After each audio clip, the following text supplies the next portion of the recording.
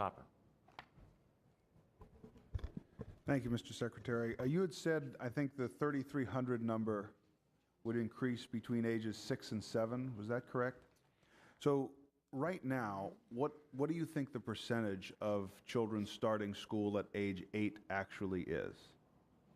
So we ran the numbers in aggregate, and I don't want to misspeak, but I know the number dwindled significantly when it went to 8 years old. But as we looked at the 6 and 7 years old, 3,300.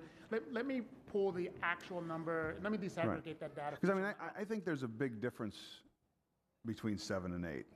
You know, and we're dropping it 2 years, looking to drop it 2 years as opposed to just 1.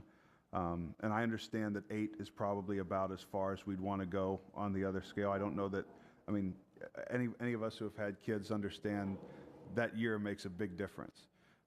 Every kid's different. I'm very concerned when we talk about limiting the flexibility of parents to make some of those decisions. So it would be helpful to me as a committee member, I think, to look at what it would mean in terms of going from 2 years back from 8 to 6 versus actually going from 8 to 7, because like I said, the number that, if I was heard correctly, that was addressing essentially 7-year-olds that would be enrolling now as 6-year-olds. Is that correct? 6 and 7-year-olds Right. is the 3,300 number. Okay. So if we could take a look at something like that, I think it would be helpful.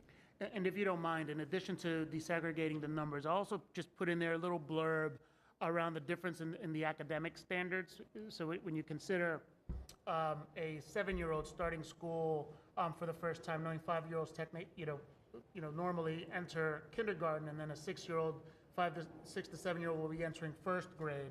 And so a student, could technically be going into first grade for the first time, and then just the difference between first grade readiness for those who have gone into kindergarten and 7th grade. So I'll just give you a little blurb around the skill sets needed to transition from grade. And we've made a pretty significant investment and talked about early childhood education and make sure there's opportunities that kind of address. I guess that's the other part, that when I think of addressing the idea of parents who need the social aspect of being able to make sure their kids are someplace safe.